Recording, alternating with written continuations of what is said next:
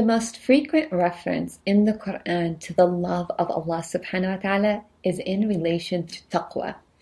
Allah says multiple times in the Quran that Allah loves the muttaqeen. Allah also says multiple times in the Quran that Jannah is prepared for the muttaqeen.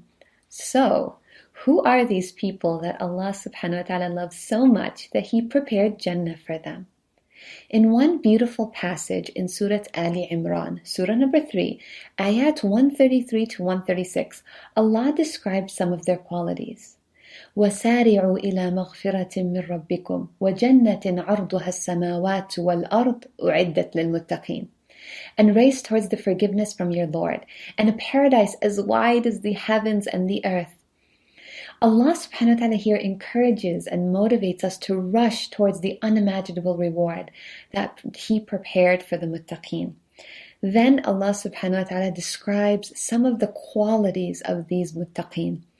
الذين ينفقون في السراء والضراء والقاضمين الغيظ والعافين عن الناس والله يحب المحسنين.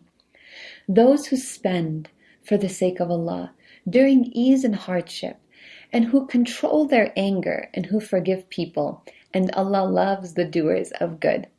So the first quality of the muttaqeen, as we see in this ayah, is that they spend in both times of ease and in times of hardship. Spending when you have a lot of wealth is easy, but spending when your finances are constricted is difficult. But the muttaqi spends all the time, despite their circumstance. The second quality is that they control their anger without exhibiting and unleashing it. And that's no easy task. It takes a lot of work and training and striving, because everyone gets angry. But these special people train themselves. They control their anger and they don't act upon it. Why? For the sake of Allah subhanahu wa ta'ala's pleasure and His reward. Think about the last time you became angry. How did you react? What did you say? What did you do? Unfortunately, sometimes in our moments of anger, we say and do things that we later regret. And so, we need to train ourselves to respond and not react, because those are the muttaqeen. They restrain their anger. They control their tongues for the sake of Allah subhanahu wa ta'ala.